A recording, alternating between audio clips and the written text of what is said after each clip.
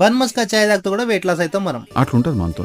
Welcome to 30 days of sugar eating challenge day 3. ఈ రోజు నేను ఎర్లీ మార్నింగ్ లేచి నా క్లయింట్స్ కి ట్రైనింగ్ ఫినిష్ చేసి ప్లేట్ ఇడ్లీ అయితే తీసుకున్నాను విత్ 3 cups ఆఫ్ చట్నీ మంచిగా చేసింది. మళ్ళీ అది నా తప్పు కాదు, వాడి తప్పు, మంచి చేసింది మరి. అక్కడ నుంచి నేను డైరెక్ట్ పారాడైస్ హోటల్కి వెళ్ళిపోయాను. ఇక బన్ మస్కా చాయ్ తాగడానికి చాలా రోజులు అయిపోయింది. బన్ మస్కా తినగా ఈ రోజు షుగర్ ఈటింగ్ ఛాలెంజ్ చేసినా కాబట్టి మళ్ళీ నాకు తినే అవకాశం వచ్చింది. నాకు ఇక నేను బన్ మస్కా చాయ్ కలుపుకొని తింటా ఉంటే అదిరిపోయింది టేస్ట్ అయితే. అక్కడ నుంచి నేను నా క్లయింట్ కి ట్రైనింగ్ ఫినిష్ చేసి ఇంటికి వచ్చేసి ఒక మూవీ అయితే వేసుకున్నాను. ఇక మూవీ చూస్తూ ఇక నాకు ఆకలి అవుతుంది. లంచ్ చేద్దామన్నా నేను చేయలేను, ఎందుకంటే నేను ఆల్రెడీ ఎర్లీ మార్నింగ్ నేను చాలా హెవీ క్యాలరీస్ తినేసాను. ఇక ఆ క్యాలరీస్ బ్యాలెన్స్ చేయాలి అంటే ఎలాంటి కాప్ సోర్స్ తీసుకోవాలనుకోవట్లేదు, కానీ ప్రోటీన్ తీసుకోవచ్చు. నేను మెల్లగా ఫ్రిడ్జ్ డోర్ ఓపెన్ చేసి మా అన్నయ్య కోసం దాచుకున్నాను. 2 గుడ్లు కొట్టేసాను.